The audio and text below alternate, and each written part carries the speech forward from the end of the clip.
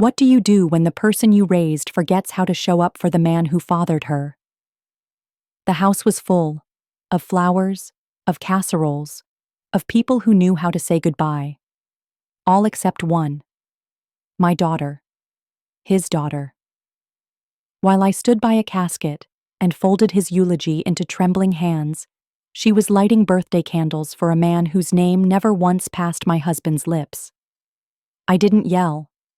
But that day, she lost more than her father. She lost me.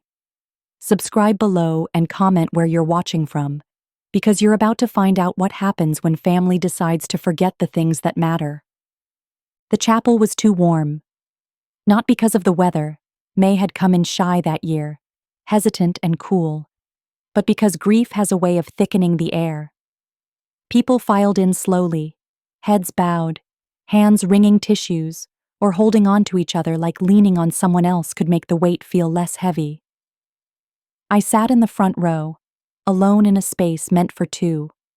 His suit was pressed, his casket closed, and beside me, the seat we'd saved for her stayed empty. At first, I thought she'd be late. Traffic, maybe. A flight delay. Something inconvenient, but forgivable. I kept checking the door, every creak of the hinges making my stomach twist. But as the pastor cleared his throat and the organ began its low, reverent hum, I realized she wasn't late. She wasn't coming. I didn't cry. Not then. Not for that. There are different kinds of heartbreak, and some don't come with tears. Some just press against your chest like a second set of ribs, holding you in place so you don't collapse under the weight of recognition. She had known. I'd called her myself 3 nights before.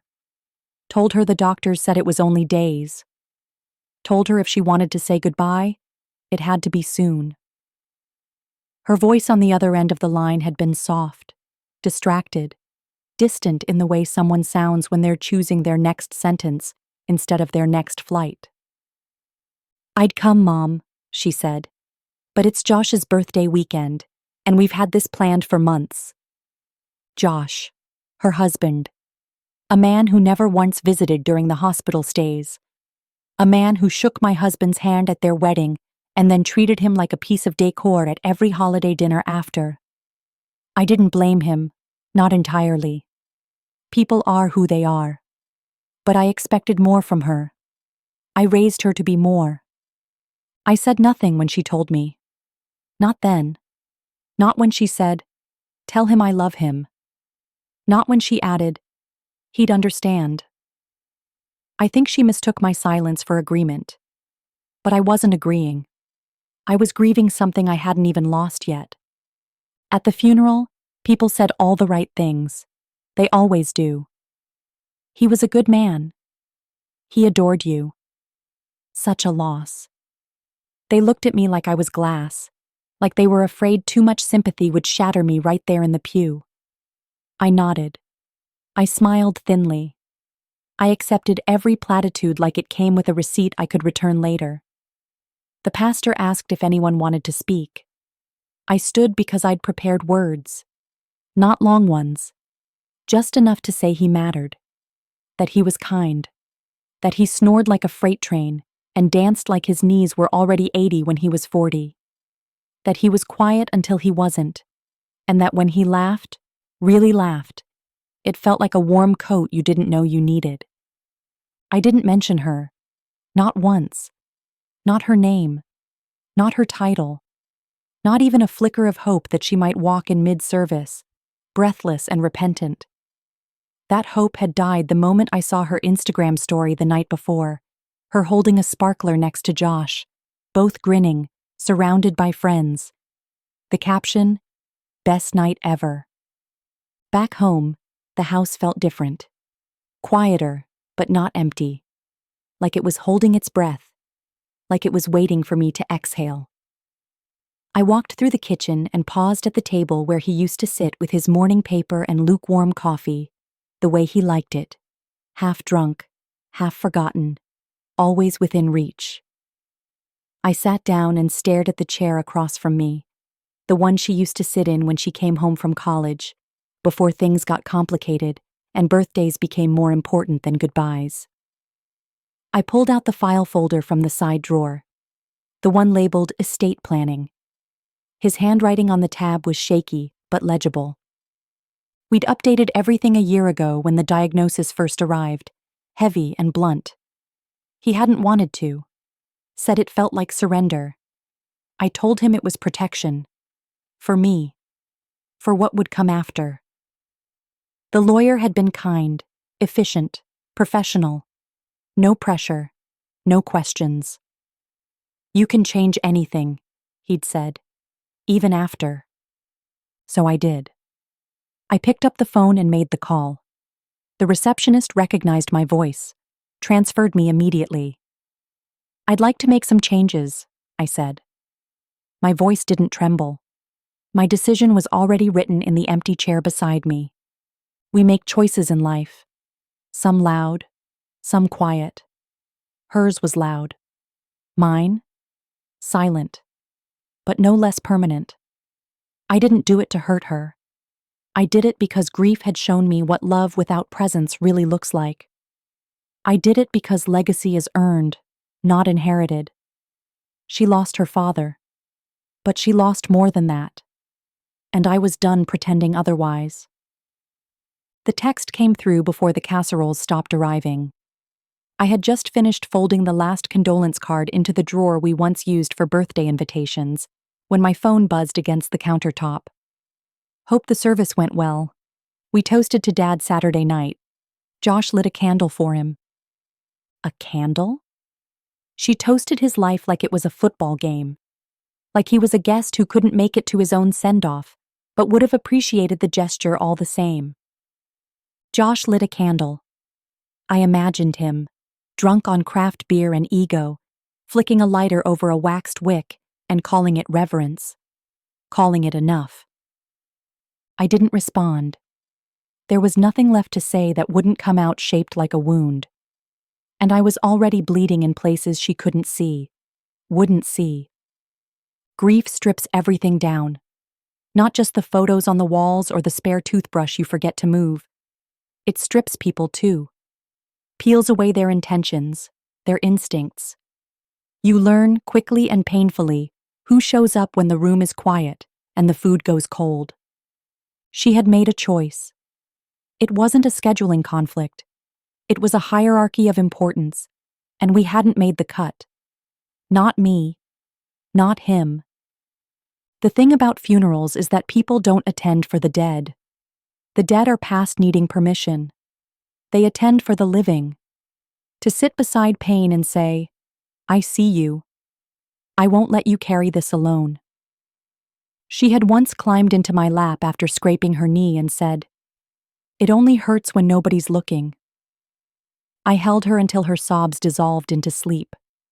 Now, I was the one bleeding in silence. She wasn't looking. The house filled in waves, first with food, then flowers, then silence. Friends called.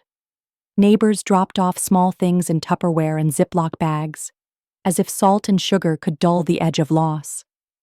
I thanked them all, my voice calm, my eyes dry. The grief I felt wasn't loud. It didn't scream into the walls or throw picture frames to the floor.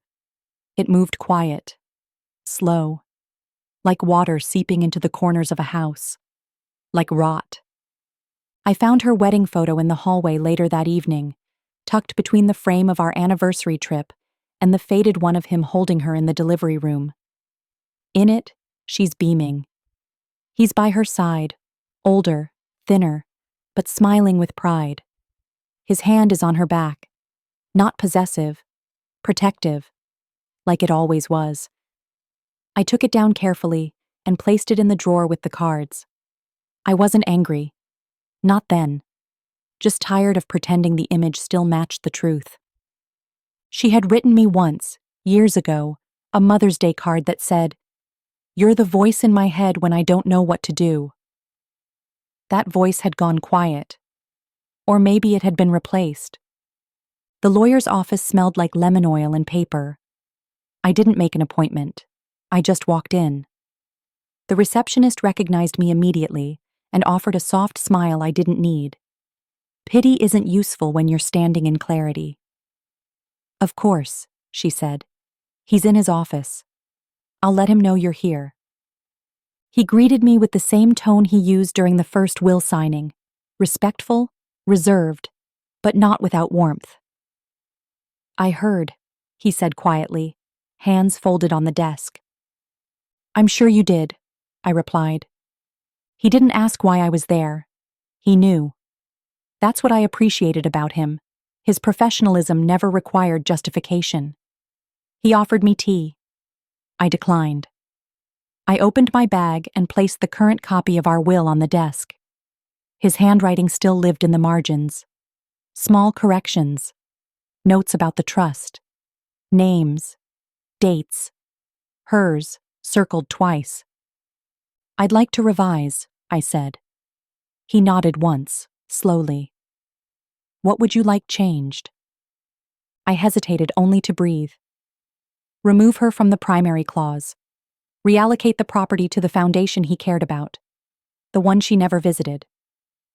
He paused, not in resistance, but in reverence. Are you sure? I met his eyes, steady. She chose a party. I'm choosing peace.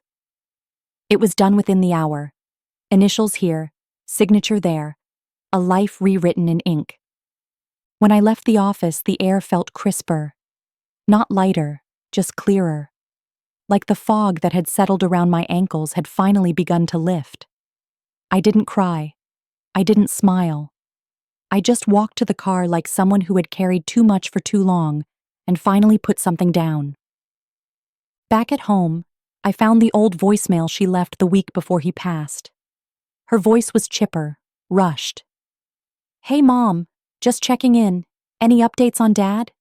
Josh and I were thinking maybe a beach trip this weekend. Let me know if we should hold off? Hold off. As if death worked around her schedule. I played it once. Then again. Just to make sure I hadn't misheard. I hadn't. I deleted it. Not out of spite. Out of space. Because the only voices I wanted to keep now were the ones that had stayed. That had sat beside me at the hospital. Held his hand when it shook. Kissed his forehead before the machines went quiet. The pictures arrived in a message bubble that glowed on my phone like an insult with perfect lighting. No context. No apology. Just images. Her, smiling beside Josh, cake frosting on his chin, the shimmer of a sparkler reflecting in their wine glasses. She was wearing red. Bright, loud red. The kind of color you choose when you want the world to look at you and not ask about grief. They were on a rooftop somewhere. Probably one of those downtown spots with overpriced cocktails and candles at every table. The kind of place where silence is considered awkward and no one knows how to speak without a filter. Josh's Big 40, the caption read. A firework emoji, a balloon, a heart. I stared at the images for a long time, not because they hurt, but because they confirmed what I already knew. This wasn't a misunderstanding. This wasn't a missed flight or a poorly timed emergency. This was a choice, loud and clear, pixelated and permanent. I remember the dress she wore to her father's retirement party. Navy blue. Simple. Elegant. Her hair pulled back, her heels too high for the patio stones. He had beamed at her all night, made a toast where he called her his legacy. He said she had her mother's spine and his heart. At the time, I'd thought it was true. Now I wasn't so sure. What I do know is that love is not measured in speeches.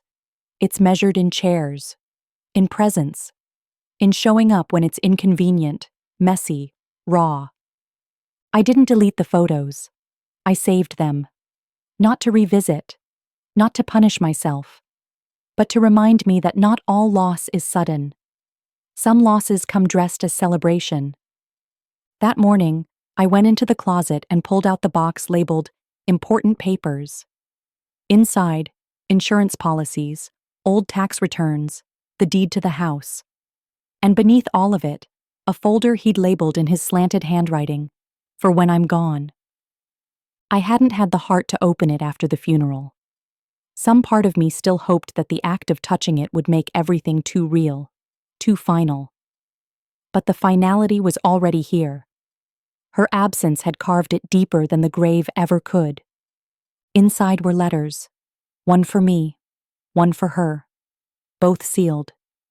His handwriting on her envelope was careful, hesitant, like he knew she might not read it right away, like he understood, in a way I hadn't yet, that absence had been circling her for a while, that she had already begun pulling away in inches before it became miles. I didn't open hers. I wasn't ready to know what he'd written to a daughter who wouldn't come. Mine was short, a page, no preamble, just his voice, soft on paper. If you're reading this, I hope I made it easy for you to breathe. I hope I didn't leave behind too many things that hurt to touch. He hadn't. He went on. There will be moments, quiet ones, when you'll wonder if we raised her right. I want you to remember, we did the best we could, and that still counts. I folded the letter gently, placed it back in the envelope, and tucked it into my top drawer. Not because it brought comfort, but because it brought clarity. He had felt it too. The distance, the dimming. He hadn't said anything at the time, neither of us had. Because love, when it's strong, sometimes blinds you to the slow erosion of presence. There is a grief that comes with losing someone to death. But there is another kind of grief, quieter, meaner, that comes from losing someone to apathy. She hadn't called since the text, not even a check-in. No, how are you? No, was it peaceful? No, I wish I had been there. And maybe that's what broke something small and essential inside me. Not the choice to stay away, but the ease with which she lived inside that choice. As if the funeral had been optional. As if her father's passing was a chapter she had skipped without consequence. I sat on the edge of the bed that night, her letter still untouched in the box across the room, and I realized that I wasn't angry. Not really. I was changed. There's a difference. Anger flares and fades. Change roots itself. Quietly. Permanently. And I knew, without tears, without shaking hands, that the next time she reached out, if she reached out, I wouldn't answer with the same softness.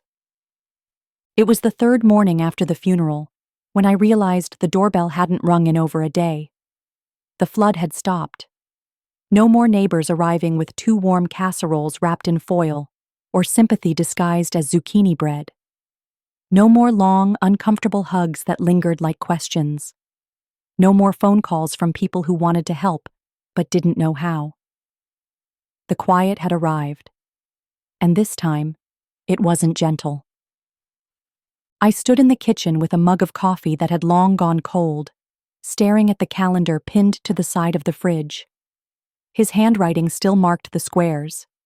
Doctor's appointments in blue ink, grocery reminders in black, and one date circled in red, our anniversary, 2 weeks from now.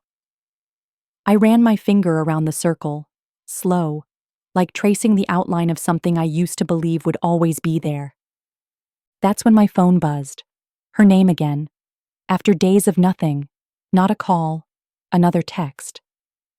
I know you're probably upset. I just didn't think he'd go that fast. We thought we had more time. Josh says hi. We. She always said we now. As if her marriage had swallowed her name.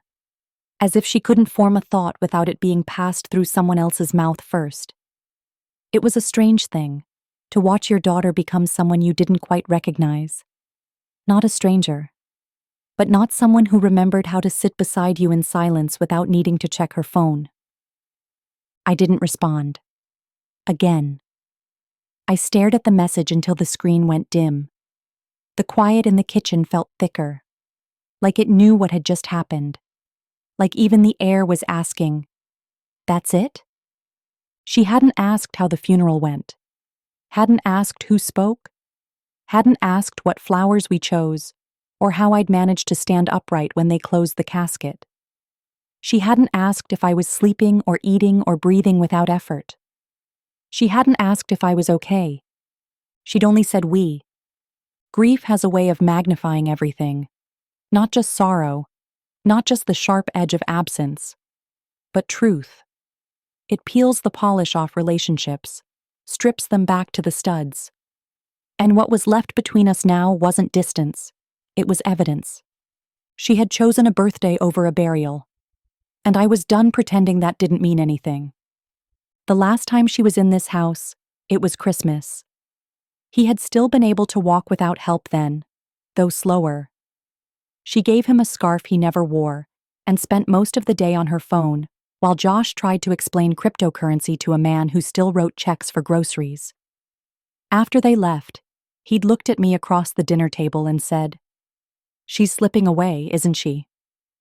I'd laughed, soft, trying to make light of it. She's just busy. Everyone's busy these days. But even then, I knew. She'd been slipping. Quietly, politely, in the way that people do when they think their absence can be softened by convenience.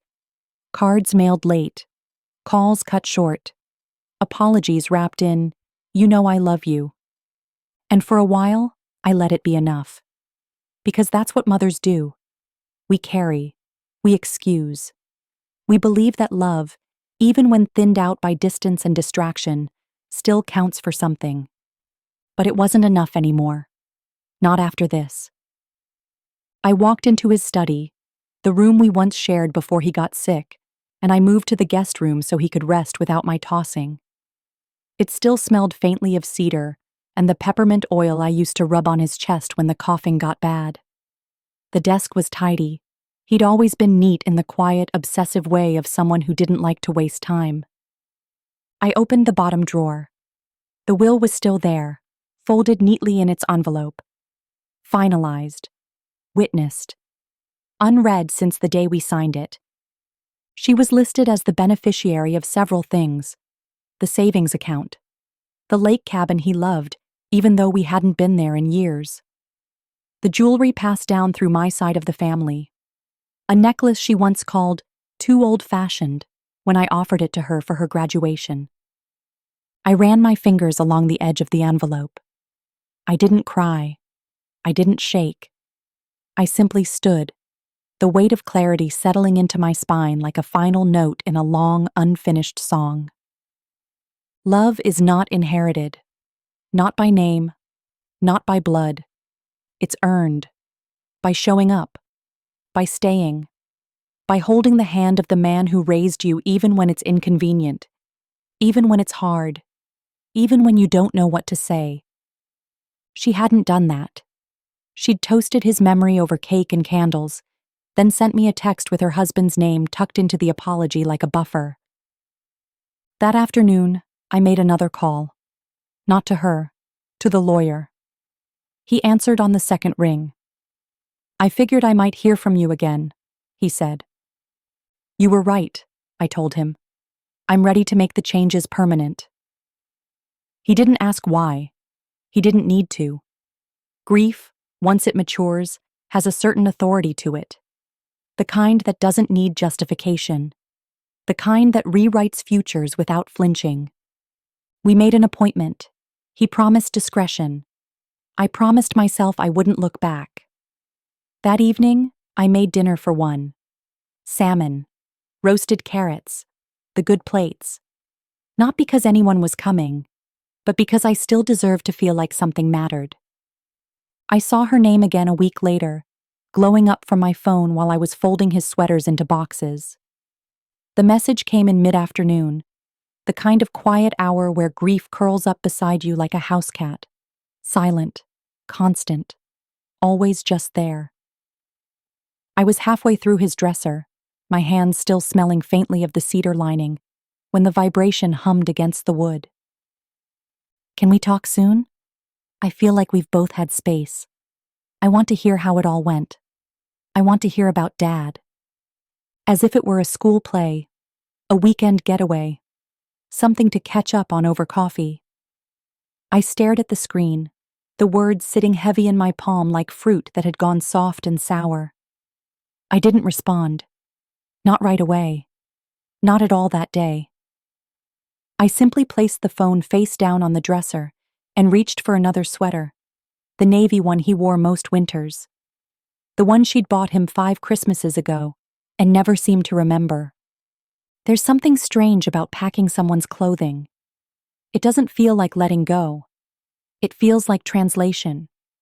Each piece, a sentence. Each frayed cuff or stretched collar, a story you're trying to make sense of with your fingers. And still, they don't say what you need them to. They just exist, shaped like someone who no longer does. I kept the navy sweater. Not because it still smelled like him, it didn't. But because when he opened it that Christmas morning, he smiled with a warmth I hadn't seen in months. He looked up at her and said, "You remembered I like quarter zips." She hadn't remembered. I had told her. Over the phone. Weeks before. But I let it go. Because parents do that. We fill in the gaps so our children can look like they're paying attention. Now the gaps were wide. And growing. Later that evening, I sat at the kitchen table with a cup of tea I wasn't really drinking. I opened the messages again and reread hers. Not because I was looking for sincerity. I knew it wasn't there. I read it the way you reread a letter someone else has written for a version of you they no longer know. Curious, detached, a little sad. She wanted to talk. She wanted to hear about the funeral, about her father. But funerals aren't something you get to hear about. They're something you witness, show up for, stand inside. Not to gather details, but to gather the people who carry your history. She didn't want to talk about him. She wanted to clean the edges of her absence. There is a grief that comes from losing someone you love. And then there is the grief of realizing someone you love never really learned how to stay. Not in hard moments. Not in the ones that mattered. She had posted a photo 2 days before. Another dinner. Another celebration. Champagne this time. Clinking glasses across a candlelit table. Josh again. Always Josh. The caption said, "You only get one life, celebrate everything." I wondered if that included funerals. I wondered if grief would ever make the cut. I thought about calling her. About saying all the things I wasn't sure could be texted or typed. About the way his hands looked folded across his chest. The way the pastor's voice cracked halfway through the eulogy. The way I kept scanning the doorway for her face and finding only strangers. But I didn't pick up the phone. Because the truth is, some absences speak louder than any conversation ever could. Her silence during the days that mattered was the message. Everything else was postscript. That night, I stood in the hallway between the bedroom and the study and stared at the wall where we used to hang the family portraits. I had taken them down after the service, not in anger, but because they felt like memories trying too hard to still be true. There was one photo I hadn't packed yet. Her and him, just the two of them. She must have been 8, missing a front tooth, clinging to his neck with that reckless, innocent joy children forget how to wear. He had loved her more than anything. Never said no when she asked for another scoop of ice cream, even if it was bedtime. Always showed up to recitals and open houses and late-night phone calls that began with, "Don't tell Mom, but..." And she had shown up for him once. Long ago. Before distance grew roots in her spine. Before every conversation became something she had to circle back to. I walked back into the kitchen, opened the drawer with the folder from the lawyer, and looked at the documents again. The revisions were there. Final. Signed. The ink had barely dried when I left his office that day, but the feeling had been set in stone long before. She was no longer the beneficiary of the cabin, the savings, the heirlooms that used to be promises. They'd been reassigned, all of them. Some to charity, Some to people who had shown up with casseroles and wet eyes and shaking hands that still found mine in the pew. People who didn't need to be family to act like it. I thought I would feel guilt when I made the changes. Some tiny seed of doubt or betrayal. But it never came. Because love doesn't live on paper. It lives in presence. And hers had gone missing long before the will ever did. She wanted to hear about him. But she hadn't heard him. Not when he said, weeks before the end, "I hope she doesn't regret this." I had told him, "She won't." But I didn't mean it. I just wanted him to have peace.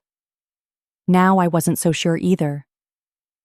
I placed the folder back in the drawer and closed it gently. Some stories don't need to be retold. Some just need to be rewritten. And this time, I was writing mine without her. The envelope was cream-colored with a tiny gold seal pressed into the flap.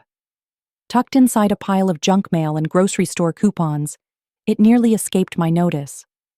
There was no return address. Just her handwriting, slightly rushed, with my name written in soft blue ink. No mom, no mother. Just the first name she hadn't used since she was 13, and angry at me for throwing out her poster of that boy band she swore she'd love forever. I turned it over in my hand, slowly. The paper felt heavier than it should have, as if the weight wasn't in the ink, but in the silence behind it. She hadn't called, hadn't knocked on my door, hadn't done anything that required her to look me in the eye. Just sent this. It had been nearly 2 weeks since the funeral. 2 weeks since the chair beside me in the chapel stayed empty. Since the coffin was lowered and the hymns were sung, and her father was carried out of that place by men whose hands trembled from both age and sorrow. She missed all of it, every part that mattered. And now she was writing me a letter. I didn't open it right away. I made tea instead. Sat at the kitchen table and stared at the place where he used to sit with the newspaper folded just so, his spoon clinking softly against the edge of the mug every morning, as if that sound were part of the ritual. I hadn't moved his chair, or his mug, or the small stack of coasters we never used but always kept near, just in case. I wanted the room to stay still a little longer, like maybe he'd walk back in and notice that nothing had changed except the air. When I finally did open the envelope, I unfolded the letter with slow hands. My name again at the top. Still no mom. That told me more than the rest of it ever could.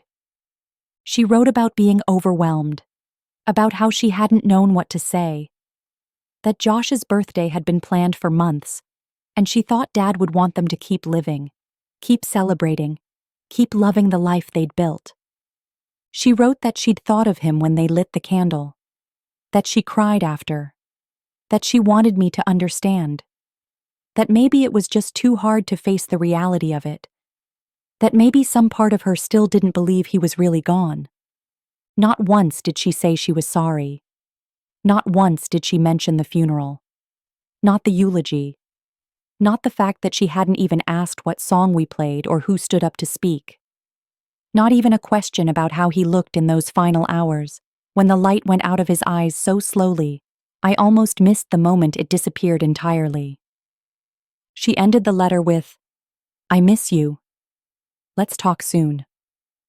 I folded the letter and placed it back in the envelope. Then I stood, crossed the room, and tucked it into the drawer beside the stove. Not with the important things. Not in the drawer where the new will lived, where his final wishes were locked away in signatures and intentions. Just with the old coupons, the dull scissors, the rubber bands that had lost their elasticity. That's where it belonged. Not because she was disposable, not because I didn't love her, but because love without accountability isn't love. It's entitlement. Later that afternoon, I sat in the living room and watched the light shift across the walls like it had somewhere better to be. The house was too quiet in the way houses are when the only voices left are the ones you imagine. I could almost hear his footsteps down the hallway, the gentle creak of the door as he leaned in to ask what I wanted for dinner, like it wasn't always the same, grilled cheese and soup if it rained, something heartier if the sun stayed long enough to warm the kitchen. It wasn't raining, but I made grilled cheese anyway. I thought about the years she'd spent growing up here, the way she used to drape herself across the couch with limbs too long and questions too many, the way she laughed like nothing in the world could go wrong as long as we were all in the same room. I thought about her as a little girl, curled into her father's side while they watched cartoons she'd outgrow within months. The way he'd kiss the top of her head and say, "You'll always be this small to me." She hadn't outgrown him. She'd abandoned him. There's a difference. You outgrow shoes, sweaters, the taste for certain foods. You don't outgrow someone who held you through nightmares and scraped knees, and the years you forgot how to be kind. I hadn't responded to her message. I hadn't acknowledged the letter. And still, part of me ached in that old familiar way that mothers ache when they remember the child they raised and can't quite find in the adult who returns to them with half-truths and careful omissions. But aching isn't enough to undo absence, and words written too late don't stitch back the fabric that unraveled during the moments that mattered most. He'd told me once, late in the night, when the pain was bad and the morphine hadn't kicked in, "Promise me you'll only give her what she's earned." At the time, I didn't say yes. I just nodded, not trusting myself to speak, not trusting what grief might already be carving out of my resolve. But I was saying yes now, not out of punishment, not out of pride, out of love. Real love. The kind that draws boundaries and keeps the door closed until knocking sounds like understanding instead of obligation. She wanted to talk. But the thing about conversations is that they require presence.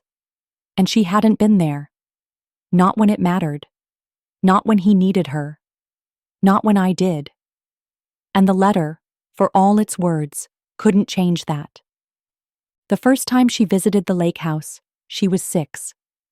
We'd only just bought it, a sagging cabin with windows that moaned in the wind and a dock missing more boards than it had. But to her, it was a castle. She wore a yellow bathing suit with polka dots and declared the lake the biggest bathtub in the world. He carried her in on his shoulders, her arms outstretched like wings, laughing in that unfiltered, breathless way children do before the world teaches them about restraint. That was the weekend she caught her first fish. That was the weekend she asked if we could live there forever. I thought about that as I stood in the same kitchen 2 decades later, listening to the silence echo against the same warped wood. The lake was still, the air heavy with the scent of pine and memory. I hadn't planned to come up here, not so soon, not alone, but the house felt like a kept promise. And I was in need of something honest. The cabin hadn't changed much. We'd fixed the dock over the years, replaced the windows when the wind finally started getting in, but the bones remained.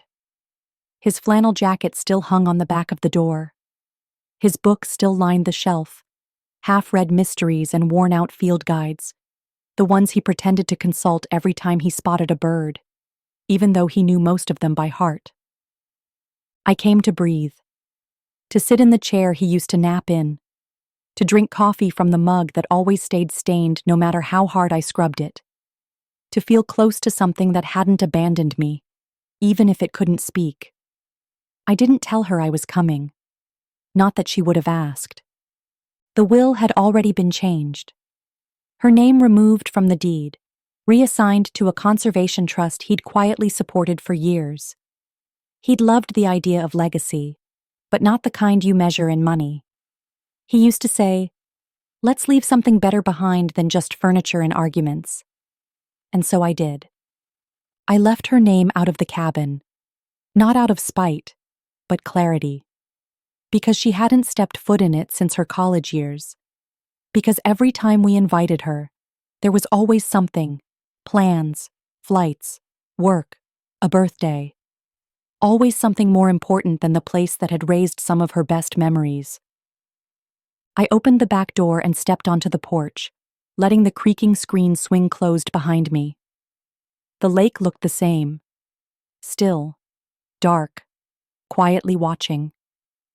The sun cut the surface into gold, and I imagined his canoe out there, the old red one he swore he'd patch every year and never quite did. He used to disappear for hours with nothing but a thermos and a pack of crackers. Said the water made everything else make sense. He would have wanted to be scattered here. Not all of him, just a part.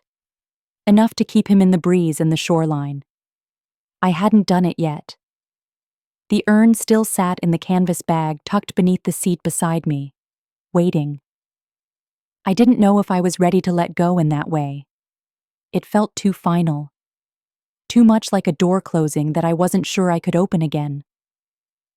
I sat in silence until the shadows lengthened, the air cooling against my skin like a memory settling in. No one called. No one texted. It was the first time I felt what solitude could be when it wasn't dressed in mourning. Not lonely, just honest. That night, I cooked dinner the way he used to when he didn't feel like following a recipe. Whatever was there went into the pot: onions, potatoes, beans. He called it dock stew. Said it tasted better when the windows were fogged and the fire was crackling. He wasn't wrong. I ate with the lights low and a glass of wine in hand, listening to the wood creak like it was sighing with me. I found the box the next morning, tucked in the hall closet behind a stack of faded towels, inside a rusted tin that used to hold Christmas cookies. Letters, dozens of them. Some addressed to me, some to her, some with no names at all. He had been writing in secret, or maybe not in secret, just in silence. His words were dated, neat, measured, written in the late hours, probably when I was asleep beside him or reading in the other room. One was marked for her, written 5 months before he passed. It wasn't long, but it was honest. He wrote, "I miss you even when you're in the room. You're here, but I can't feel you anymore. I hope that changes.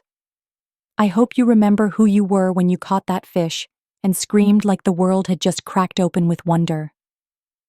I hope you come back, but if you don't, I'll love you anyway, just from farther away." I folded it carefully, tucked it into my bag. Not to send. Not yet. Maybe not ever. But to carry. So I wouldn't forget that his heart had stayed open, even as hers closed. I sat by the lake until noon, thinking about how love ages, how it shifts from something loud and joyful to something quiet and loyal. How absence isn't always a moment, it's a pattern, a repeated decision to choose elsewhere. And eventually, you stop waiting for that to change. You stop asking people to remember. You let them forget. And you keep what's still yours. The cabin, his words, the stillness, and the right to decide who inherits the places where your love was real. The first time she called after the funeral, it was a Tuesday. Mid-morning. No voicemail. Just one of those uncertain rings, like she didn't expect me to pick up, and wasn't sure she wanted me to. I didn't answer. I watched the screen light up, saw her name flicker once, then vanish like a thought you try to hold on to before it disappears back into the noise. I didn't call back. Some part of me wanted to. That small, persistent mother voice inside that still imagined her 8 years old and tangled in a blanket, cheeks sticky from popsicles, asking for just one more story before bed. But that voice had grown quieter, smaller, and it no longer outweighed the woman I was now, the one who had stood alone at the edge of a grave and waited for a daughter who never came. She sent a text later that day. Simple. "Can I come over?" No context, no apology. Just 7 words I stared at for a long time before placing the phone face down on the kitchen counter. I made tea. The kind he liked. Darjeeling, steeped exactly 4 minutes. He always said 5 made it bitter. I sipped it slowly, the way people sip things they're trying to remember the taste of. The clock ticked in the hallway. Outside, the wind picked up and sent the last of the spring blossoms skittering across the porch like confetti from a celebration I hadn't been invited to. I didn't answer her text. I didn't need to. Because the truth is, the house had already answered for me. It was no longer hers to return to. Not like that. Not like it used to be. Something had shifted. The walls remembered. The door, though not locked, knew better than to open too easily. She came anyway. It was 2 days later. I saw her car pull up from the kitchen window while I was shelling peas into a bowl like my mother used to, the slow, methodical rhythm of it steadying. I didn't move. I just watched as she got out, smoothed her skirt, adjusted her sunglasses. There was a bouquet in her hands. Tulips. Yellow. His favorite. That was almost enough to break me. She rang the bell and waited, then rang it again. I didn't answer. She knocked once, soft, uncertain. Then again, louder. I heard her say, "Mom?" through the wood. Her voice was tight, held at the edges like she was trying not to cry or shout, not sure which would come first if she let go. I stayed where I was. The peas clicked against porcelain. Outside, a bird screamed from the hedges. The kind of wild, echoing call that makes the quiet feel even deeper when it stops. She stood there for a long time. Maybe 5 minutes. Maybe more. I didn't check. Eventually, I heard her footsteps retreat. Heard the car door shut, gently, as if slamming it might have broken the illusion that I wasn't watching. She left the tulips on the porch. No note. Later, I opened the door. Looked down at the stems wrapped in wet paper towel and rubber band, the petals beginning to bow under their own weight. I didn't bring them in. I didn't throw them away either. I just stood there in the doorway, the smell of grief mingling with fresh-cut green, and thought about all the ways people try to come back after they've left too long. I placed the bouquet on the bench beside the door. It could stay. It just wouldn't come inside. She texted again that night. "I don't know what you want from me." That was the moment I realized she still didn't understand. This wasn't about wanting anything. It wasn't about punishment or guilt or what she thought she owed. This was about presence. About what it means to show up when it's hard. When it's inconvenient. When no one's watching. When the only reward is that someone you love knows they're not alone in the worst moment of their life. She hadn't shown up. And that absence wasn't just a moment. It was a statement. I poured myself a glass of wine. Sat on the porch beside the fading tulips. The sun was low, bleeding gold across the lawn. The wind stirred the petals and carried the smell of something soft and dying. I didn't reply to her message. Not because I wanted to hurt her, but because I no longer felt responsible for explaining the difference between love and obligation. He would have forgiven her. Maybe not right away. Maybe not completely. But he would have found a way to fold the pain into something softer. He was always better at that. Always better at believing people would find their way back eventually. But I had learned that not everyone does. Some people get lost in their own comfort. Some people love the idea of closeness more than the labor of it. Some people never really return. They just knock on the door when it suits them and call that reconciliation. I found the candle she sent in a package 2 weeks later. No card, no note, just a small white box left on the doorstep, sealed with an address label that said her name and mine and nothing else. Inside, wrapped in too much tissue paper, was a glass jar with a silver lid and a sticker that read, "Warm Memories." Scented like vanilla and cedar, according to the label. She had chosen his favorite smell. Or maybe Googled what scents people found comforting in times of grief. Either way, she hadn't brought it in person. She'd mailed it, like a belated thank you note or a last-minute wedding gift sent from a registry. I held it for a long time before setting it on the counter beside the sink.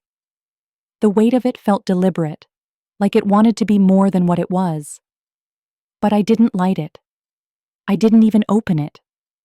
It sat there in its unburned stillness, waiting for forgiveness that hadn't been earned. That night, I stood in the kitchen peeling apples for a pie I wasn't planning to share. He used to love pie in the fall, said it made the house feel like something good had just happened. I made it with too much cinnamon, the way he liked, and played a jazz record low in the background. The smell crept into the walls and softened the air, and I felt, for the first time in days, that I wasn't just surrounded by absence. I was surrounded by memory. That's different. She texted again while I was rolling out the crust. I sent something, thought it might help. I didn't respond. I folded the message into the silence like an extra crease in the dough. Help. That word kept circling in my mind as I placed the pie in the oven and wiped my hands on a towel. Help is showing up at the hospital at 2 a.m. with slippers and the book he never finished. Help is sitting beside me on the couch while I fold his laundry and realizing it's not about the clothes, it's about the ritual. Help is a presence, a hand, a shared ache, not a candle, not a box sent through the mail with shipping insurance and a return option. She wanted to help because it made her feel useful, not because she knew what it meant. The truth is, you can't fix grief. You can only hold space for it. And she had left that space empty. I left the candle unopened. Days passed. Rain came, soaking the garden and turning the porch into a mosaic of wet leaves and quiet. I didn't sweep them. I let them gather. I liked the way they softened the sound of the world. On the third day, I picked up the candle again. Not to use it, just to feel the weight of her absence in something solid. It was heavy, smooth, impersonal. I turned it over and saw the small print beneath the label. Hand poured. Burn within sight. Never leave unattended. That part made me laugh. Never leave unattended. It echoed in my chest in a way I hadn't expected. She'd left everything unattended. Her father's decline, his silence in the weeks before the end, my voice, breaking during the eulogy. She had left it all, unattended, unclaimed, unopened. Maybe that's why the candle sat there untouched. Because the instructions on the bottom made more sense than anything she had said since he passed. Because grief had been left unattended. And I'd been the only one keeping watch. The pie cooled on the counter while the shadows grew long across the floor. I sat in the living room with the lights off, wrapped in one of his sweaters that still carried the faintest trace of his cologne, like a ghost I didn't want to scare away. I didn't light anything. I let the dusk settle in as it was, unedited, whole. She called again. This time I watched the phone ring all the way through. No voicemail, no message after. Just the call, unanswered. I thought about what I might say if I did pick up, about the things that sat lodged in my throat like stones. I could tell her that I hadn't slept in our bed since he died, that the sheets still smell like July, that I still keep his slippers where he left them, though I can't bear to step over them too quickly. I could tell her that the house feels too big now, but also too small for the grief inside it. That the rooms echo differently when no one else knows how to fill the silence. That I've started sleeping with the window open just so the wind can remind me the world is still moving. But I wouldn't say any of that. Because she hadn't earned those pieces. Not anymore. Grief isn't a performance you tune into when the volume suits you. It's the background noise of everything after. And if you didn't stay for the quiet, you don't get to come back for the sound. That night, I opened the back door and placed the candle on the porch beside the fading tulips she'd left before. The petals were drying now, curling inward like they'd grown tired of waiting to be chosen. I didn't say anything. I just left the door open for a while, long enough for the night air to settle into the kitchen, long enough to feel the shift. Then I closed it, soft and sure, and returned to the pie cooling on the counter. Because some offerings are too late, and some warmth can't be borrowed. It has to be earned, in presence, in pain, in the long, unglamorous act of simply being there. She lit a candle, but she missed the fire. It was a Tuesday when I realized I no longer looked at the door expecting her. Grief has its rhythms. There are the loud days, anniversaries, birthdays, Sundays when the house used to smell like pancakes and his humming drifted down the hallway.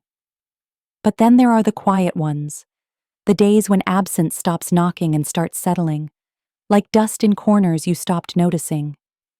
I had reached that place. The stillness wasn't jarring anymore. It didn't demand an explanation. It just was. She hadn't called in over a week.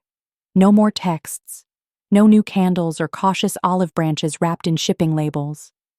Maybe she'd given up. Or maybe, for the first time, she realized she wasn't owed an open door. The truth is, love has always been her currency. Love in the form of presence, of showing up when the sky darkens and staying long enough to see if it clears. But she had treated it like credit, like she could spend it years in advance and expect it to hold when the account was empty. She'd run up the balance in good memories, believing they would cover the cost of her absence. But even the richest history has its limits. She thought love was a well she could draw from without tending. And I had tended it. Quietly. Fiercely. Alone. That morning, I found myself walking through the garage. Not for anything in particular, just the way you wander sometimes when your body moves ahead of your heart. The air was cool and smelled of cardboard and old paint. I ran my hand along the top of his workbench. He used to spend hours there fixing things that didn't need fixing. He said keeping your hands busy helped keep the mind from unraveling. In the corner, beneath a stack of boxes, was the fireproof safe. I hadn't opened it since the day I changed the will. It wasn't locked, just closed, like so many things now. I knelt down and turned the latch. Inside were all the documents, the revised will, the trust paperwork, the life insurance forms, a folder with her name crossed out in black ink. It wasn't vindictive. It was careful. I needed to see it again, just to know it had really happened. That I hadn't imagined the part where I stopped waiting to be chosen by someone who'd already walked away. There was one other folder, one I hadn't opened before. It was labeled, "If She Comes Back." My breath caught when I saw it. He had written those words. I recognized his handwriting, crooked and lean, the way it looked in the final months when his hands began to tremble just slightly. Not enough to scare anyone, just enough for me to notice. I opened the folder slowly. Inside was a letter, not sealed, not formal. A few pages, stapled at the corner, his words pressed into the paper with the weight of a man who had run out of time, but not thoughts. If she comes back, give her this only when you're ready. It wasn't addressed to her. It was addressed to me. I know you'll want to forgive her. I know how your heart works. I've seen it break in silence. I've watched you forgive people without them ever asking. But I need you to know, you don't have to do that this time. You don't have to make this easy. I know she's your daughter. I know she's mine. But we taught her better than this. And when people know better and still choose not to show up, that choice belongs to them. You don't need to soften it. If she comes back, let her carry it. Let her feel the weight. There were more pages, memories, hopes. His sadness etched between lines of quiet faith that maybe, eventually, she would understand. You don't have to open the door for someone who didn't knock when it mattered. I read it twice, then a third time. By the end, my hands were steady. I closed the folder and slid it back into the safe. Closed the latch. left it untouched. That afternoon, I went into her old room. I hadn't stepped inside since the week of the funeral. The bed was still made, the same pale blue quilt folded over the corner like it had been waiting for something. A poster still hung on the wall, curling at the edges, her favorite singer from high school, frozen in a grin that no longer belonged to her life. I didn't cry. I didn't touch anything. I just stood in the doorway and realized something that surprised me. I didn't want her back. Not yet. Maybe not ever. Because she wasn't the girl who caught fireflies in the backyard, or the one who whispered secrets into her father's ear during movie nights. She wasn't even the woman who forgot how to grieve. She was someone else now. Someone I didn't know how to invite into this version of my life without erasing the pain she'd helped build. Some losses arrive quietly. Some leave a mess. And some leave you standing in a doorway, realizing the door isn't locked, but it also doesn't need to open. That night, I baked a cake. Vanilla. His favorite. I didn't light candles. I didn't make a wish. I sliced it down the middle, ate one piece, and froze the rest. Some things are better savored slowly, especially the ones you made just for yourself. It was almost dusk when the doorbell rang again. I'd been sitting on the porch, wrapped in one of his old cardigans, the sleeves too long, and the cuff still carrying the scent of cedar and rain. The sun was folding itself into the trees across the lawn, casting that golden, forgiving kind of light that makes even the broken things look like they belong. I didn't move at first. Let the bell echo through the house, low and patient, like it was asking rather than insisting. I knew it was her. Not because she told me she was coming. She hadn't. But there's a certain rhythm to people when they're hoping silence has softened enough to let them back in. A particular timing in the knock. A cautious pause in the ring. It's the sound of someone who left something behind and isn't sure if it's still theirs to retrieve. She rang the bell again, then knocked, softly. 3 times. I stood. Slowly. My knees ached more these days. Not sharply, just that dull, whispering reminder that time doesn't stop for grief. It just starts moving differently. When I opened the door, she was standing there with her hands empty. That surprised me. No flowers, no candle, no neat apology wrapped in tissue and ribbon. Just her. She might have learned. She looked smaller, not in size, but in spirit. Like something in her had been peeled back and she hadn't figured out how to put it together again. She wore no makeup. Her hair was pulled back in a way that told me she hadn't looked in a mirror before leaving the house. For a long moment, we didn't speak. And then she said the first true thing I'd heard from her in months. I don't know how to stand here. Not, I'm sorry. Not, I was wrong. Not, I miss you. Just that. And it was enough to make me step back and leave the door open. Not wide, but enough. She walked in like she didn't quite know if she was allowed to. Her eyes scanned the hallway, the kitchen, the corner where the umbrella stand had always been, but wasn't anymore. Some things had changed. Others hadn't. She stopped by the table and reached out to touch the back of a chair, his chair, but didn't pull it out. I thought I could make it up to you, she said softly, still not looking at me. With candles, with texts, with flowers. I thought you'd understand. I do, I said. She turned then. Her eyes were red-rimmed but dry. I didn't know it would hurt like this. It's supposed to, I replied. That's what grief is.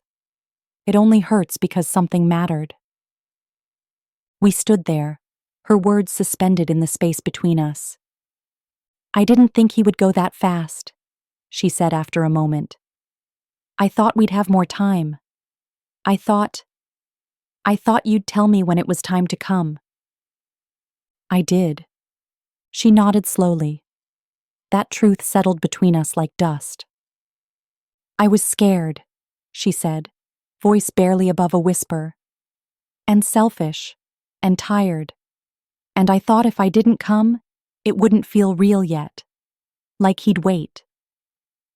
He waited, I said, and my voice caught in the middle. He waited for you. Until the last minute. She closed her eyes, and I watched her breath stutter in her chest. Her hands clenched at her sides like she didn't know what to hold on to. I messed it up, she said. Didn't I? I didn't answer. Because some questions don't need answers. They need silence. Not to erase, but to underline. She moved to sit, but paused, her fingers grazing the edge of the table. Can I? I nodded. She sat. I stayed standing. I keep thinking about when I was little, she said. When I broke my arm and he carried me to the ER and told me it would stop hurting soon. I didn't believe him, but I stopped crying because I believed him. She looked at me now, really looked. Do you think he forgave me? I think he loved you, I said. Even when it hurt. Even when he was tired. Even when he didn't understand you anymore. She nodded, biting her lip the way she did when she was a child trying not to cry. I read the letter, I added, and her face stiffened. The one he wrote to you. I haven't given it to you yet. She didn't ask why, and that, more than anything, told me she'd started to understand. We sat for a while in the quiet. No big speeches, no performances, just two women carrying different kinds of sorrow in the same room. Eventually, I moved to the stove and poured her a cup of tea. She wrapped her hands around it without saying thank you. I didn't need her to. That night, she didn't ask to stay, and I didn't invite her to. When she left, she paused at the doorway, her hand grazing the frame like she used to when she was small, walking in from the cold, cheeks flushed with snow and stories. She looked back at me. I don't expect anything, she said. I just needed to be here. I needed to say it out loud. I nodded. And when I closed the door behind her, I didn't lock it. But I didn't open it all the way either. Some things take time. Some forgiveness grows in silence.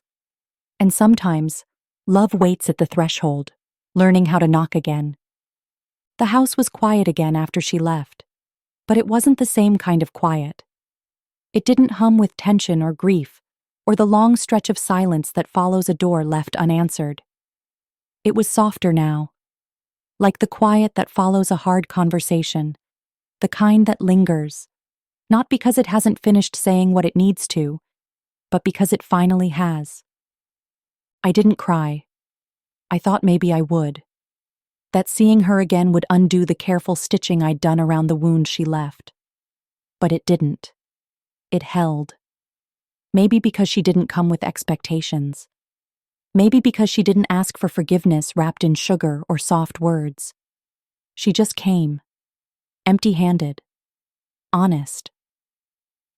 I made the bed in her old room the next morning. I didn't know why. Habit, maybe. Or hope. Not that she'd come back to stay.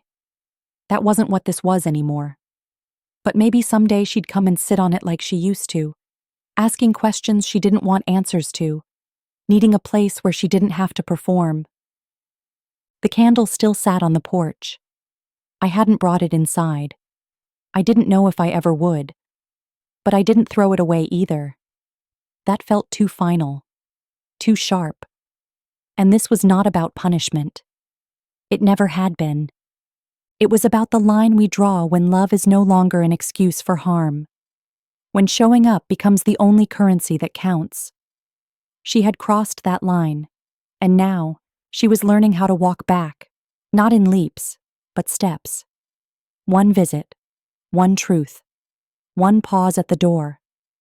I reread the letter he'd written her, the one I hadn't given her yet. I folded it back into the envelope and placed it in my desk drawer, not as a reward, not as a secret, but as a maybe. For later. For when her presence is no longer something she has to earn, but something she offers freely, without expectation or repair. Outside, the garden was beginning to bloom. The hydrangeas were finally finding their color again, rising up against the fence like they hadn't just spent months buried in frost and silence. I sat by the window with a cup of tea and watched them sway in the breeze. Not fighting, not begging, just bending, just being. She came back once. That mattered. But it didn't erase what came before, and it didn't guarantee what would come next. It only meant the door wasn't locked. And for now, that was enough. The final change came quietly. There was no ceremony, no conversation, just a manila envelope on the table, a pen in my hand, and the steady, silent confirmation that I was ready. Not angry, not grieving, just ready. The kind of ready that comes after the ache dulls, after the apologies have been said, or not said, and after you've sat with yourself long enough to know what you can carry, and what you're done carrying for other people. It was time to send the final version of the will. I reread the pages carefully. Not to double-check the numbers or the names, I already knew those by heart, but because something about seeing them in black and white still felt like stepping into a room where the air had changed. Her name was still absent from the inheritance. Not erased, just moved. Her share redirected, thoughtfully, deliberately, to places he would have wanted it to go. The scholarship fund, the conservation trust, the community kitchen he used to volunteer at quietly on Saturday mornings, long before his illness made that impossible. He once said, "Legacy should feed people, not just sit in their pockets." Now it would. I signed my name slowly. Let the pen drag just a second longer than necessary. Not out of hesitation, but reverence. Not everything has to be loud to be powerful. Afterward, I slid the envelope into the mailbox myself. No courier, no assistant. Just me, walking in the early morning light, feeling the weight of the moment like a warm coat I had chosen to put on, rather than one someone else had handed me. I didn't tell her. Not because I wanted to keep it from her, but because I wanted this decision to belong to me. For once, something that didn't need to be explained or negotiated or softened. Just lived. Back home, I made coffee and opened the windows. The breeze carried in the scent of new grass and lilacs blooming along the back fence. It smelled like spring, like a new page. Not a fresh start, but a continuation, cleaner, clearer. Somewhere down the line she might ask. She might want to know what was left and what wasn't, what had been changed, what could have been hers. And when she does, I'll tell her the truth. She didn't lose an inheritance. She lost the right to assume that love will always be waiting with open arms, no matter how long you leave it standing at the door. And still, I will love her. Just differently now. Not out of habit, but out of choice. The door is still closed, but the light is on. Grief doesn't leave, it just changes shape. It moves from sobs to silence, from absence to clarity. She chose a party over presence. And in doing so, she didn't just miss his funeral, she forfeited her place in something sacred. I didn't shut the door out of anger. I closed it with intention. Not to punish, but to protect peace I earned in his absence. This isn't about spite. It's about reclamation. About choosing yourself when someone else forgets to. We're grateful you stayed with us. For more stories of women reclaiming their voice, click on the left and subscribe to stay connected. May this be a reminder. Your story has power too.